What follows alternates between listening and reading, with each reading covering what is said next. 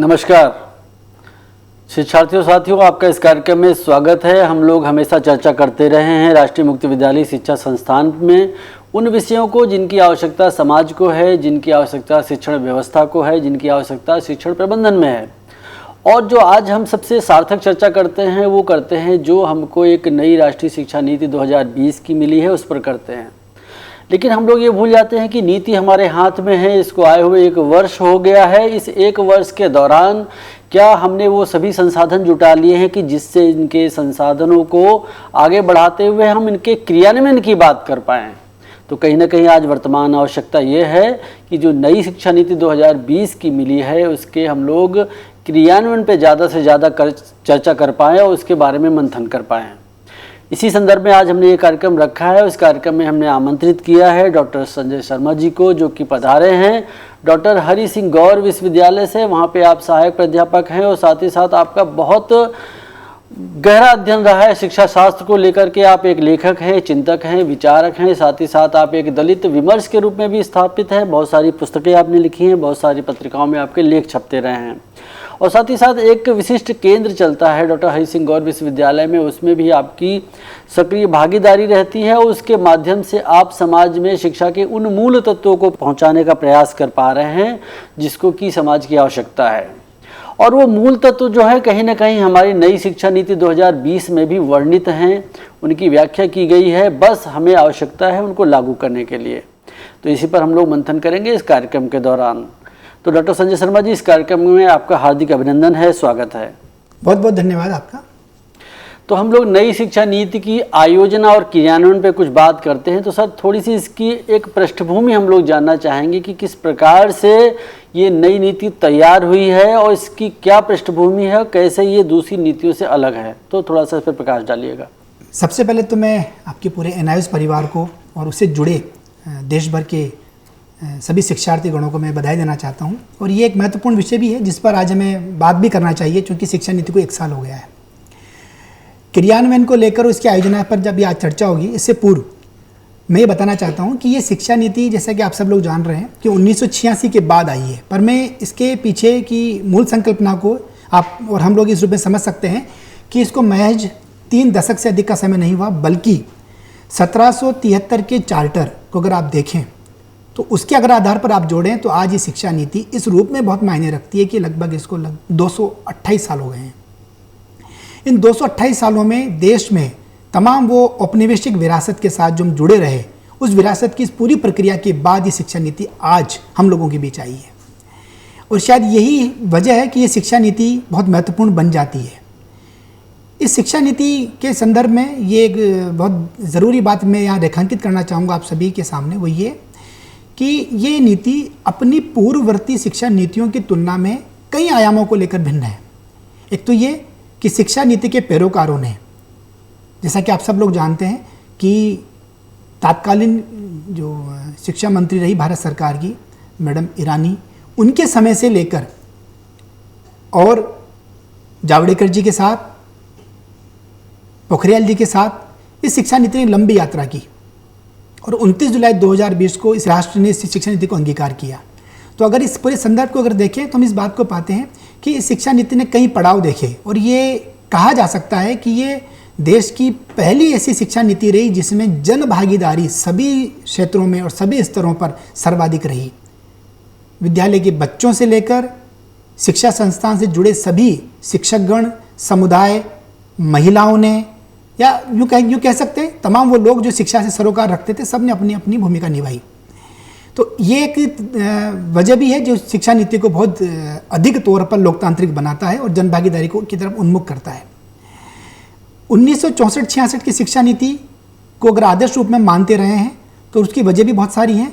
तो उन सब चीज़ों को इसने अपने आप को, जब शिक्षा नीति का निर्माण चल रहा था तो उसने संदर्भित किया। बाद में 1986 की शिक्षा नीति भी से जुड़ी और बाद के समय में जब 2020 में ये नीति राष्ट्र अंगीकार कर रहा होता है तो इनका कहीं ना कहीं समावेश आप इस रूप में देख सकते हैं। तो ये अपनी पूर्ववर्ती नीतियों के आधार पर और मजबूत होकर हम लोगों के सामने आई है। जी, आपने बड़ी अच्छी बात करी है कि ये शिक्षा नीति जो पुरानी नीतियां हैं उनसे आगे बढ़ कर के कुछ काम करती है। लेकिन अगर हम लोग भारतीयता के संदर्भ में अगर बात करते हैं तो भारत की शिक्षा कहती है कि सा विद्या या विमुक्त है। विद्या ऐसी होनी चाहिए जो हमको विमुक्त करे, और विमुक्त करने के जो परिप्रेक्ष्य हैं वो आर्थिक भी हो सकते हैं, सामाजिक भी हो सकते हैं। और खासकर हम लोग अगर भारत के संदर्भ में बात करें डॉक्टर संजय जी, तो हम लोग देखते हैं कि जो हमारी भौगोलिक विविधता है, उस भौगोलिक विविधता के साथ जो जनमानस जुड़ा है, उसमें ये जो नई शिक्षा नीति वो कहाँ तक खरी उतरती है, इसके बारे में थोड़ा सा बताएंगे।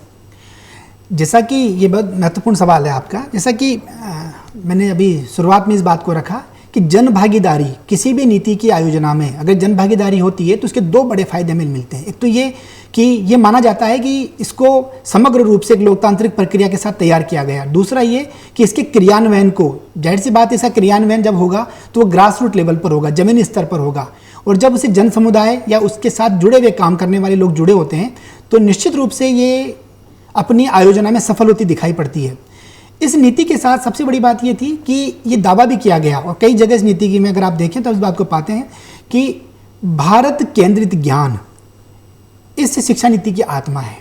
और भारत केंद्रित ज्ञान से जो पूरी शिक्षा नीति का अभिप्राय वो ये है कि एक लंबे समय तक शिक्षा को या ज्ञान को भारतीय जनमानस में एक औपनिवेशिक दास्ता के औजार के रूप में ही, हमसे जो कह सकते हैं कि जो हमारे देश पर जिन भी ब्रिटिश समय का या जो औपनिवेशिक समय का जो दौर रहा, उसमें ज्ञान के आधार पर एक सांस्कृतिक दास्ता का जो स्वरूप अपनाया गया, ये शिक्षा नीति उसकी मुखालफत करती है।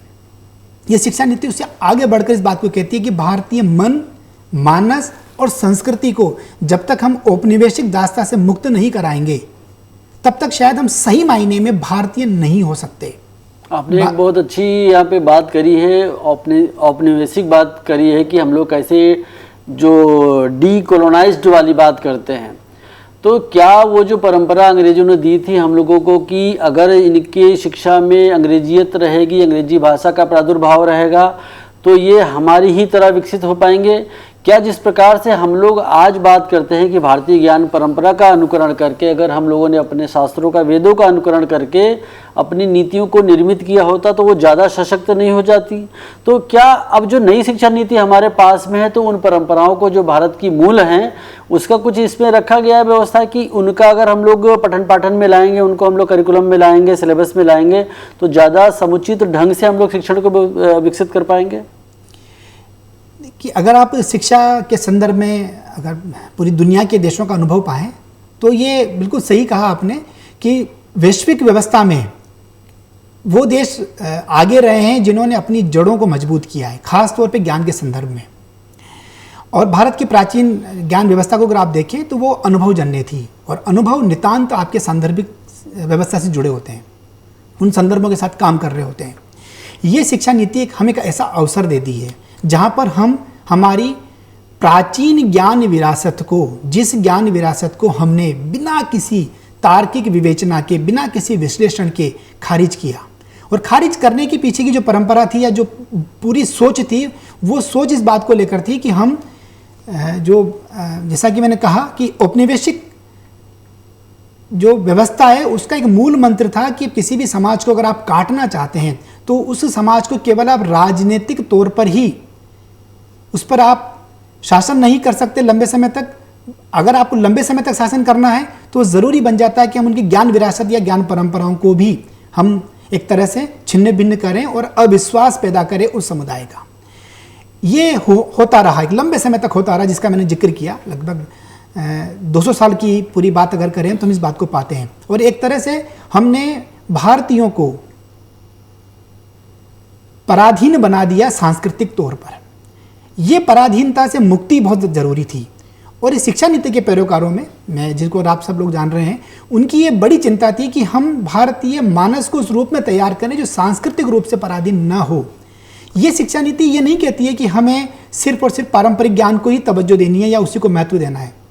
शिक्षा नीति में कई जगह इस बात का उल्लेख किया गया है, और खुद 3 सितंबर 2020 को जब उन्होंने के कस्तूरीरंगन साहब जो इसके मुखिया थे, इस नीति का नेतृत्व उन्होंने किया, तो जब उन्होंने एक आर्टिकल में इस बात को बखूबी समझाते हैं कि आने वाला जो समाज है या पूरी दुनिया के साथ जो भारतीय समाज खड़ा होगा, और भारतीय समाज तभी विश्वगुरु बन पाएगा जब हम बिग डेटा, मशीन लर्निंग और आर्टिफिशियल इंटेलिजेंस के साथ काम करें। तो ये शिक्षा नीति कहीं आपको दकियानुसी नहीं बना रही है। इसमें कई लोगों की आपत्ति हो सकती है कि ये तो एकदम प्राचीनतम या उस तरह की चीज़ों की तरफ बढ़ावा दे रही है, ऐसा है।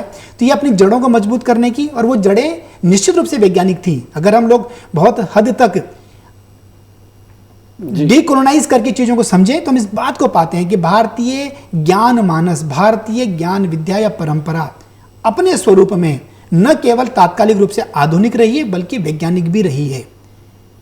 और ये यही वजह थी कि हम अपनी जड़ों को मजबूत करते हुए और 21st सेंचुरी के जो कौशल हैं, जो उनके स्किल्स हैं, उनके साथ हम जुड़ें। और शायद यही वजह है कि अगर आज के इस मौजूदा दौर में अगर आप देखें तो कोई भी राष्ट्र तभी विश्वगुरु बन सकता है जब वो अपनी जड़ों को भी मजबूत उतनी ही गंभीरता के साथ करे। जी, बड़ी अच्छी आपने बात बताई है। और हम लोग हमेशा से सुनते रहे हैं कि अगर किसी राष्ट्र को बदलना है तो वहाँ की शिक्षा को हमको बदलना होगा। अब शिक्षा को बदलना होगा कि हम बात करते रहें, लेकिन इस देश की शिक्षा को किसने बदला? इस देश की शिक्षा को बदला मैकाले जैसे लोगों ने। जब हम भारतीयता की बात कर रहे हैं, एक बड़े वर्ग की बात कर रहे हैं, और हमारी शिक्षा नीति के नियंता ही कोई और हों, तो कैसे हम लोग एक विकसित उसकी बात करेंगे, शिक्षण व्यवस्था की बात करेंगे।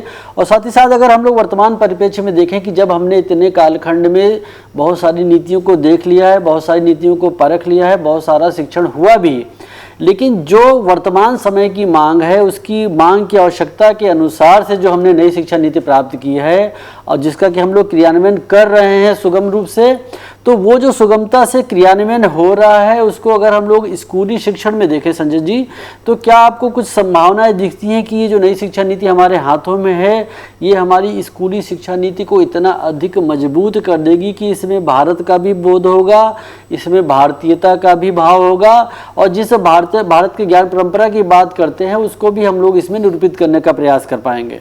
जी देखिए, मैं आपकी बात का मैं एक तरह से कह सकता हूँ कि ये तमाम संभावनाएं शिक्षा नीति में है, पर इससे पहले अब बहुत वक्त हो गया है, हमें लगातार मैकाले को हम लोग मतलब सभी संदर्भों में कोट करते रहे हैं और ज़रूरी भी है।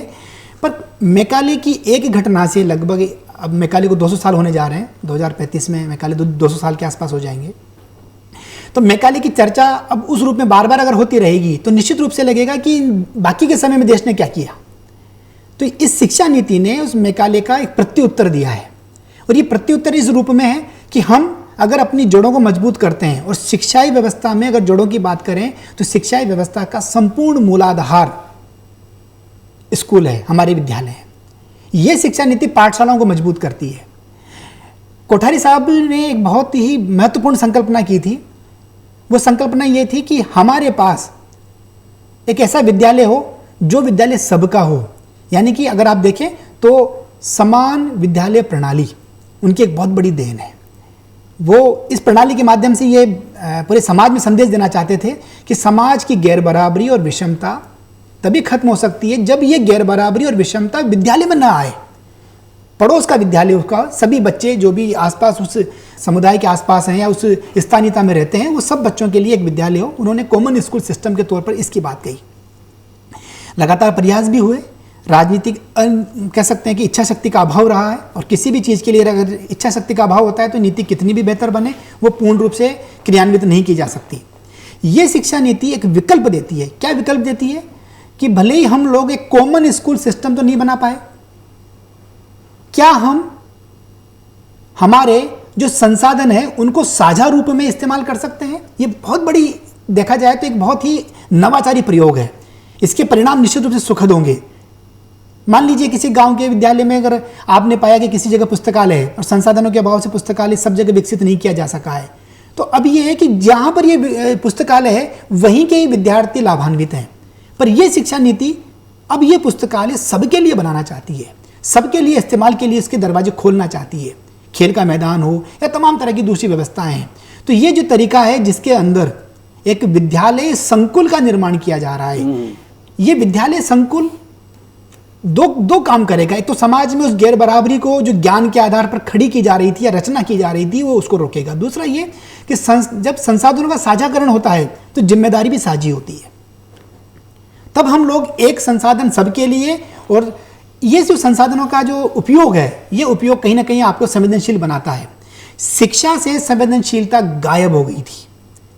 ये शिक्षा नीति जनमानस में विद्यार्थियों के माध्यम से या अपने तमाम विमर्श के माध्यम से एक संवेदनशील समाज का निर्माण करना चाहती है। और शायद संवेदनशील जब समाज का निर्माण होगा तो निश्चित रूप से जो बड़ी चिंताएं हैं कि क्या ये भारत को बदल पाएगी, जैसा कि आपने कहा कि शिक्षा को बदलना है या समाज को बदलना है तो हमें शिक्षा की ज़रूरत पड़ती है। तो ये एक तरह से पूरी संभावना अपने भीतर विद्यमान रखती है। दूसरा ये कि इस शिक्षा नीति ने अपनी शुरुआत में ही इस बात को कहा कि हम एक ऐसे विद्यार्थी का, एक शिक्षार्थी का निर्माण करना चाहते हैं जिसकी चिंता ये न रहे कि वो सीख रहा है, बल्कि उसकी चिंता ये रहे कि वो कैसे सीखता है, हम उसे कैसे सीखता है ये सिखाने की तरफ हम अग्रसर हैं। अगर आप ऐसा समाज बनाते हैं तो निश्चित रूप से वो अपने अनुभवों के साथ जुड़ते हुए एक समावेशी समाज के निर्माण करने के लिए बहुत बड़ी भूमिका निभा पाता है। भारत विद्या की अगर बात की जाए और गाँवों के साथ जो कौशल जुड़ा था, या यूँ कह सकते हैं कि जो हमारे देशज या मूल निवासी जो समाज है, उन समाजों की जो अपनी ज्ञान परंपराएं, जो विकसित ज्ञान परंपराएं, ये शिक्षा नीति उन विकसित ज्ञान परंपराओं के पास जाने की बात करती है। ध्यान दीजिएगा इस बात पर कि अब तक की शिक्षा नीतियों ने ये कहा कि आप हमारे पास आइए, ये शिक्षा नीति कहती कि नहीं, हम आपके पास जाएंगे। और ये इतना परिवर्तनकामी सूत्र है कि जिसके अंदर उन ज्ञान परंपराओं को पहली बार गौरव मिलने जा रहा है, पहली बार महत्व मिलने जा रहा है, उनकी पहचान पहली बार मजबूत होने जा रही है, जो किसी कालखंड में छिन्न भिन्न कर दी गई थी। और ये शिक्षा नीति उन्हें मजबूती के साथ उनका सम्मान करती है, उन लोक विद्याओं का, उन भारत विद्याओं का ये सम्मान करके ही, उनको मजबूत करके ही उस ज्ञान परंपरा के साथ अपने को हम जोड़ सकते हैं। और ऐसा करके ही शायद हमें ज्ञानवान समाज, जिसकी चिंता हम देखते भी रहे हैं कि ये ज्ञानवान समाज बनेगा तो शायद भारत विश्व गुरु बनेगा, तो उसका रास्ता वो गांव के पगडंडियों से निकलता है। आपने यहाँ पे समरूपता की बात की और विद्यालय संकुल की बात करी, और हम लोग देखते हैं कि जब नई शिक्षा नीति की बात करते हैं उसमें हमने देखा है कि कक्षा 1 से पहले की भी बात करी गई है कि हमारा जो बालक है वो समाज में स्थापित होने से पहले वो कौन कौन सी क्रियाएं सीख ले कि उसको विद्यालय में भी घर का परिवेश देखने को मिल जाए। तो जब हम लोग इतनी बड़ी सोच के साथ आगे बढ़े तो निश्चित रूप से विद्यालय शिक्षण में भी कुछ इसके परिवर्तन होंगे। तो वो कौन कौन से परिवर्तन परिलक्षित होने वाले हैं इस नीति के आगे जो कि हमको देखने को मिलेंगे? तो डॉक्टर संजय शर्मा जी थोड़ा सा इस पर भी आप प्रकाश डालें, क्योंकि हम लोग भी राष्ट्रीय मुक्त विद्यालय शिक्षा संस्थान में मुक्त विद्यालय स्तर पर हम लोग शिक्षण माध्यम से पहुँचने का प्रयास करते हैं जनमानस तक। तो अगर विद्यालय शिक्षण में कोई आमूलचूल परिवर्तन होने वाले हैं तो उनके बारे में थोड़ा सा विस्तार से बताएंगे तो हम लोग को समझना और आसान हो जाएगा कि ये जो नीति आई है ये हमारे लिए बहुत अच्छी और सफल सुखदायी परिणाम देने वाली है।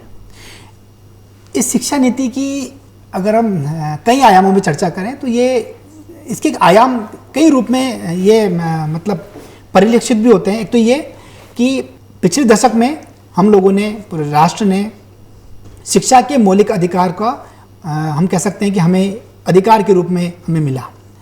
इस शिक्षा के मौलिक अधिकार में एक बात छूट गई थी जिसके बारे में बहुत लोगों ने बात कही। तमाम जो इसके पक्ष में लोग थे, काम कर रहे थे लोग, उन्होंने इस बात को कहा कि 6 से 14 वर्ष की आयु तक का जो शिक्षा का मौलिक अधिकार है वो अपने आप में पूर्ण नहीं है। पूर्ण क्यों नहीं है? कि शिक्षा के जो जानकार हैं, जो मनोवैज्ञानिक जो शिक्षा विमर्श पे काम करते हैं, उस बात को पाते हैं कि जो हमारे पास बच्चों का जो 3 साल से या 0 से 3 साल का जो हमारे पास ECC का जो मॉडल है वो इस बात को बताता है कि बच्चों के पास जो उम्र है, जिसमें वो 3 साल से लेकर 6 साल तक की जो उम्र है, वो उम्र बड़ी महत्वपूर्ण होती है, मनोवैज्ञानिक रूप से भी और भावात्मक रूप से भी। शिक्षा का मौलिक अधिकार दुर्भाग्यवश यूँ कह सकते हैं कि वो उन बच्चों को छोड़ देता है। ये शिक्षा नीति पहली बार उन बच्चों को शिक्षा की मुख्य धारा से शामिल करने जा रही है, और ऐसा करके हम भारत के लगभग 17 करोड़ बच्चों को शिक्षा के माध्यम से उनके सर्वांगीण विकास के लिए एक रास्ता बना रहे हैं। जो नया मॉडल है, जो पुराने मॉडल के साथ अभी उसके साथ जो बदला है वो ये, जो 10+2+3 का जो मॉडल था उस मॉडल को अब 5+3+3+4 में अगर आप देखें तो 5 का जो मामला है, जो 5 शुरुआत की जो 5 वर्ष हैं, वो 5 वर्ष कक्षा 1 से शुरू नहीं हो रहे हैं, उसकी वो 6 साल से शुरू नहीं हो रहे हैं, ये उसकी 3 साल की अवस्था से शुरू हो रहे हैं। और 3 साल की अवस्था में वो बालक या वो बालिका, जिसमें हमने आंगनबाड़ी भी जोड़ रखा है हमने, या तमाम वो जो उसके बाल्यावस्था के जो तमाम कौशल जो विकसित हो जाने चाहिए थे या उसके मजबूती विकसित हो जानी चाहिए स्वास्थ्य को लेकर, भावात्मक संदर्भ को लेकर या कौशल संदर्भ को लेकर, वो ये शिक्षा नीति एक तरह से उनका संरक्षण करती है।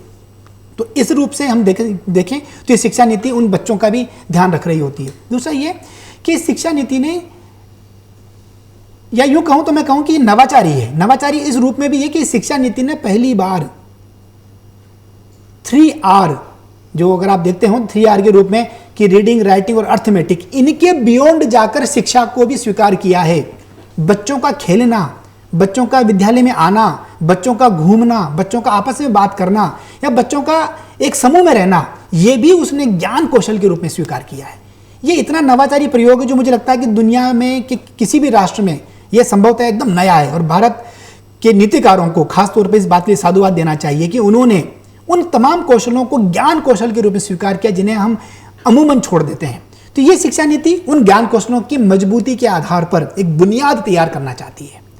और ये बुनियाद जब तैयार होगी भाषा के माध्यम से या कुछ गणितीय कौशल के माध्यम से, ये जब तैयार होगी तो निश्चित रूप से हमारी जो इसके ऊपर के जो हमारे पास जो ब्लॉक बनने जा रहे हैं, जो शिक्षा के ब्लॉक बनने जा रहे हैं, वो ब्लॉक भी उतने ही मजबूत होंगे। और इसका असर कहाँ होगा? इसका असर ये होगा कि आप आने वाले समय में देखिएगा, अभी 2030 तक तो हमारा इसका ये कह सकते हैं कि एक्सपेरिमेंट का या इसके ऊपर प्रयोग करने का या व्यवहार में लाने का समय है। 2030 के बाद सबसे ज्यादा जो असर होने वाला है वो असर होने वाला है कि हमारे पास प्राथमिक कक्षाओं में या उच्च प्राथमिक कक्षाओं में या माध्यमिक कक्षाओं में जो ड्रॉप आउट है वो ड्रॉप आउट पूर्णतः समाप्त हो जाएगा। जी, आपने ज्ञान कौशल की बात करी है यहाँ पे, और निश्चित रूप से अगर हम लोग इसका सर्व प्रभाव देखें तो उस प्रभाव को हम लोग कहते हैं कि हॉलिस्टिक डेवलपमेंट के रूप में हम आगे बढ़ेंगे। अब ये जो सर्वांगीण विकास की बात करी गई है इस नीति में, तो उस सर्वांगीण विकास की संकल्पना को भी थोड़ा सा हम लोग जानना समझना चाहेंगे कि जैसे आपने कहा कि बच्चा खेल कूद के माध्यम से आगे बढ़ेगा। कई बात हम लोग बचपन में कहते हैं कि खेलोगे कूदोगे तो आप क्या बनोगे, पढ़ोगे लिखोगे तो क्या बनोगे। तो जिस संकल्पना के साथ हम लोग बड़े पले हैं, अब आज उसको हम अंगीकार कर रहे हैं इस नीति में, तो उसका थोड़ा सा जो अंतर है, जो समझने का वो बिंदु है, वो थोड़ा सा हमको और बताएंगे संजय जी। देखिए, ये बहुत महत्वपूर्ण सवाल है आपका। ये बात सही है और इसीलिए बार बार इस शिक्षा नीति को एक ट्रांसफॉर्मिंग एजुकेशन की तरफ की बात की जा रही है कि ये पूर्णतया परिवर्तनकारी शिक्षा नीति है। परिवर्तन के संदर्भ में, न केवल संरचनाओं के संदर्भ में, संरचनाएं बदली हैं। जैसे मान लीजिए आप 10+2+3 को आपने कहा 5+3+3+4 में बदल रही है। ये तो एक संरचनात्मक बदलाव है। इसके अलावा इसके जो वैचारिक पक्ष हैं वो भी बदल रहे हैं।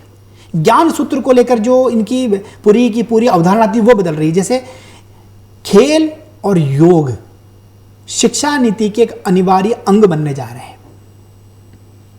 इनके माध्यम से हम हमारी सांस्कृतिक विरासत जो है उसको भी हम मजबूत करेंगे। ज्ञान का जो पूरा फलक है, अगर हम उसको दायरे को देखें तो हमारी जो इंटेलिजेंस है उसके भी कई सारे फलक हैं। अब सिर्फ यही बुद्धिमत्ता का सूत्र नहीं है कि आपका आईक्यू क्या लेवल क्या है, आपका आईक्यू किस तरह से हम लोग उसको एक तरह से मेजर करते हैं।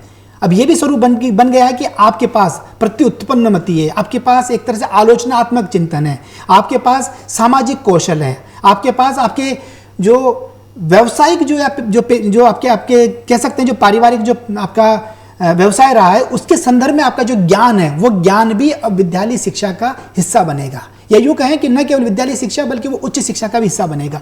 तो वो जो उस बालक को या उस बालिका को अपने पारिवारिक ज्ञान के प्रति जो एक सम्मान की तरह से जो अब तक नहीं देखा गया, ये उच्च शिक्षा संस्थानों में आकर वो उसको उस रूप में देखेगी।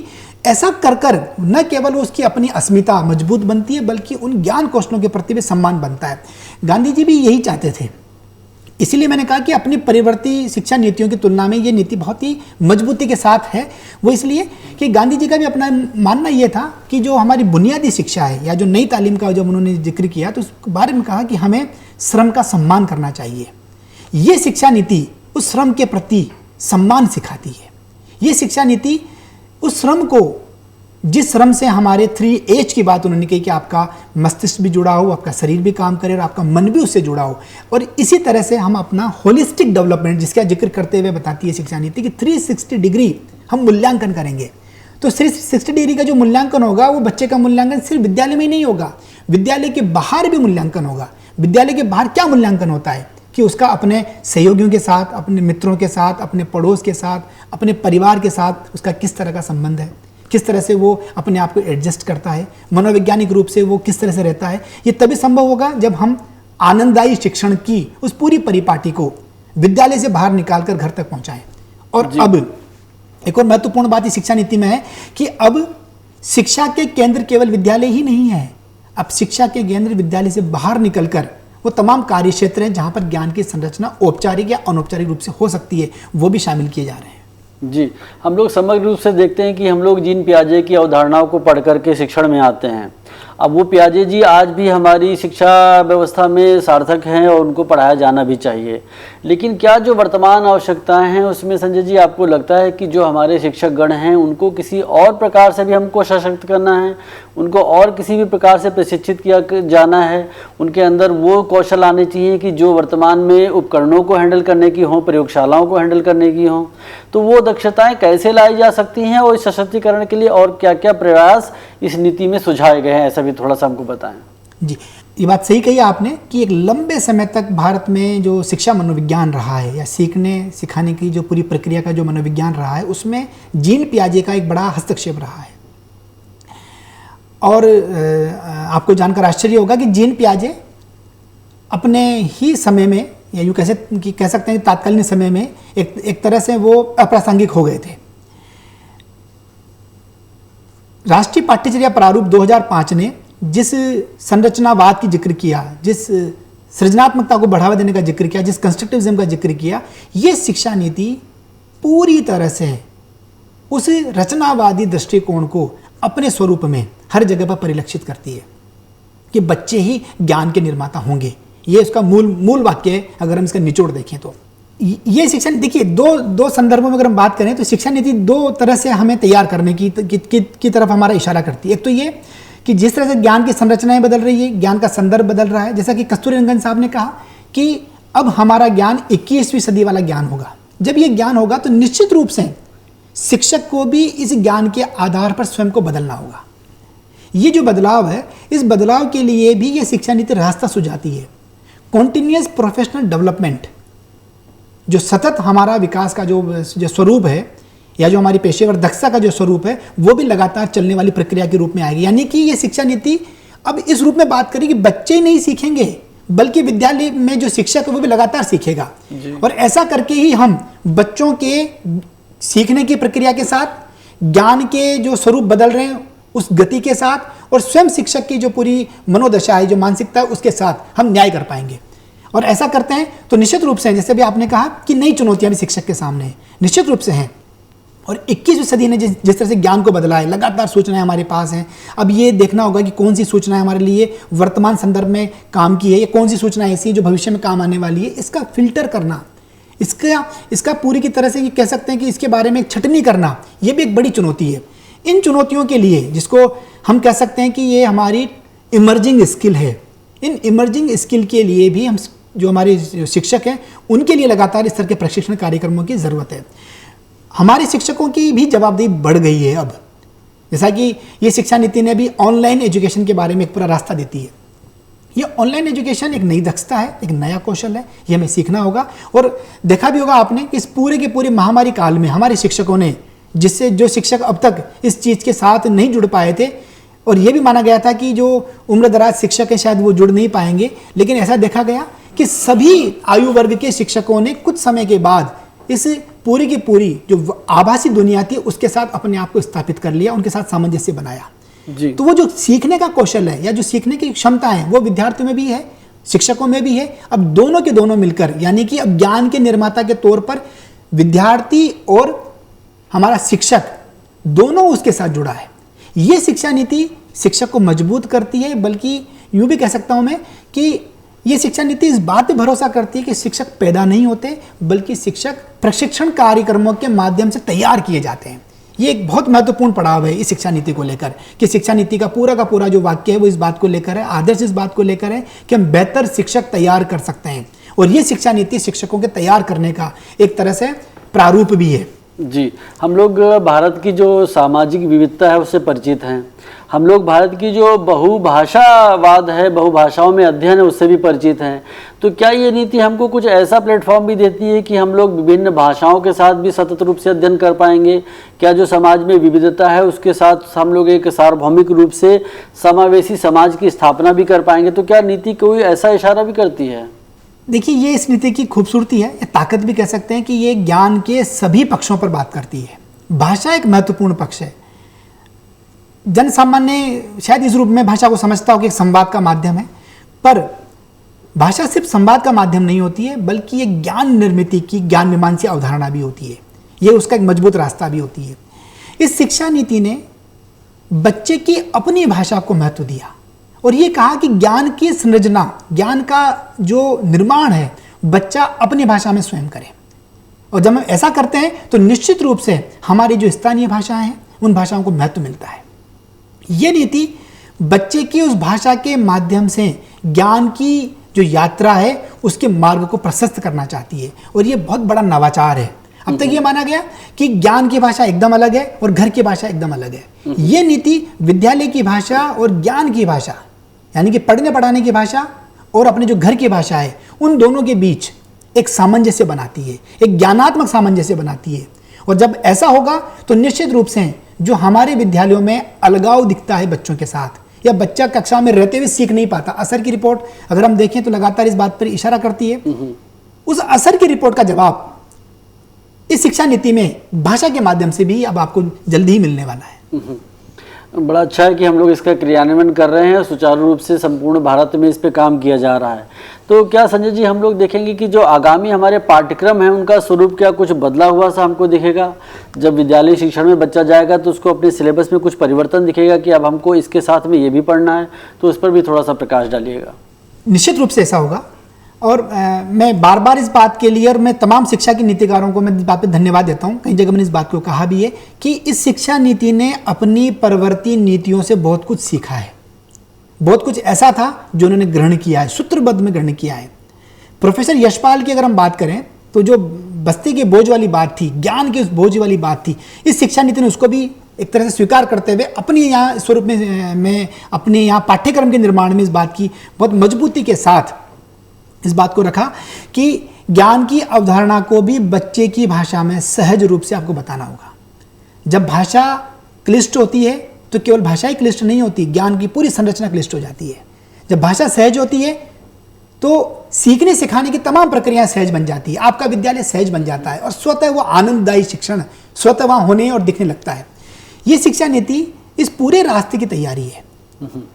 ये पूरा रास्ता इस रूप में हमें दिखाई देगा अभी आने वाले समय में, क्योंकि अभी शिक्षा नीति को अभी 1 साल हुआ है और 1 साल के अंदर पूरी तरह से सरकारी तैयारियां हैं या एक तरह से मानस का निर्माण किया जा रहा है। जो इससे साथ जुड़े लोग हैं, तमाम जो लोग इसके साथ काम करते हैं, उनकी भी अपनी एक तैयारी हो चुकी है, एक मानसिक तैयारी हो चुकी है, एक व्यवस्थागत तैयारी हो चुकी है। अब जैसे बच्चे, अब आप देखेंगे जैसे बच्चे विद्यालय में आने लगेंगे, निश्चित रूप से बच्चे विद्यालय में आने के बाद विद्यालय में बने रहेंगे और ये ड्रॉप आउट का जो एक डर है या जो बच्चे बाहर छूट गए उनकी जो मुख्य धारा का जो एक स्वरूप है वो बदलेगा। पाठ्यक्रम का बदलना जरूरी है। जब पाठ्यक्रम बदलेगा, ये पाठ्यक्रम का बदलाव सहज होगा, स्वतः स्फूर्त होगा और बच्चे के अपने संदर्भों के साथ जुड़ा होगा, जो शिक्षा नीति के इस शिक्षा नीति को सबसे विशिष्ट बनाती है। निश्चित रूप से नई शिक्षा नीति हमको बहुत अच्छा एक रास्ता दिखा रही है। चलते चलते एक प्रश्न और आता है मेरे मन में कि क्या एनआईओएस जैसे संस्थानों को भी ये शिक्षा नीति कोई दिशा देती है कि भारत में मुक्त विद्यालयी शिक्षण कैसा होना चाहिए, इसकी गति कैसे होनी चाहिए, इनमें कौन कौन से आत्मनिर्भर भारत के तत्वों को, हमको कौशल भारत के तत्वों को लाना चाहिए कि जिससे कि जो दूरस्थ शिक्षा के माध्यम से बच्चा हमसे जुड़ता है वो और सबल होकर आगे समाज के लिए अपना सार्थक कदम बढ़ा पाए। ये बहुत ही महत्वपूर्ण आपका प्रश्न है। इस शिक्षा नीति ने सभी व्यवस्थागत और संरचनात्मक विभाजनों को खारिज किया है। भारत में एक लंबे समय तक अगर आप देखें कि आज़ादी के बाद से हम लोग अब तक ये सीख नहीं पाए कि संस्थाओं को मिलकर काम करना चाहिए। ये शिक्षा नीति एक ऐसा प्लेटफॉर्म देती है जहां पर हमारी तमाम नीतियां, तमाम संस्थाएं एक कन्वर्जेंस के फॉर्म में काम करेंगे, डाइवर्जन के फॉर्म में काम नहीं करेंगे। तो इसमें NIOS की भूमिका आने वाले समय में बहुत महत्वपूर्ण बनने जा रही है। NIOS अपने आप में बहुत मजबूत संस्था है। ये संस्था तमाम उन बच्चों पे काम करती है जो बच्चे किसी न किसी रूप से हाशिए पर हैं, मार्जिनलाइज्ड हैं, या उन्हें जिन्हें शिक्षा का मौका उतना मजबूती से नहीं मिला। तो एक तरह से देखा जाए तो NIOS की भूमिका महत्वपूर्ण बनेगी। NIOS का एक स्वरूप और बनने जा रहा है, वो ये कि तमाम वो कौशल के पाठ्यक्रम जिन्हें NIOS या शिक्षा नीति के साथ जोड़कर अगर हम देखें तो NIOS उन पाठ्यक्रमों के साथ काम करते हुए उन बुनियादी कौशलों के साथ, उन बुनियादी कौशलों के एक प्रमाणन के साथ जुड़ सकता है। और ऐसा करके ये संस्थान न केवल अपनी जो व्यापकता है उसमें वृद्धि करेगा, बल्कि इसकी जो एक पूरी पहचान है, पूरी दुनिया में जो NIOS की पहचान है वो और मजबूत होगी। और प्रमाणन की पूरी प्रक्रिया खास तौर पर हमारे अपने सामाजिक कौशलों को, हमारे जो तमाम तरह के जो देशज कौशल हैं उनको और मजबूत करेगी, और NIOS इसमें बड़ी भूमिका निभा सकता है। निश्चित रूप से जिस प्रकार से कुशल नेतृत्व में हमारा संस्थान है, इसको हम लोग आगे बढ़ाने का प्रयास करेंगे। और डॉक्टर संजय जी, आप इस कार्यक्रम में पधारे, बहुत अच्छा लगा। आज हम लोगों ने नई शिक्षा नीति 2020 के क्रियान्वयन पे बात करी है। आगे ऐसे और विषयों पे हम लोग सार्थक चर्चा करते रहेंगे। आप लोगों ने कार्यक्रम देखा, आपका बहुत बहुत धन्यवाद। और साथ ही साथ संजय जी, आप हमारे स्टूडियो में पधारे, आपका भी बहुत बहुत धन्यवाद।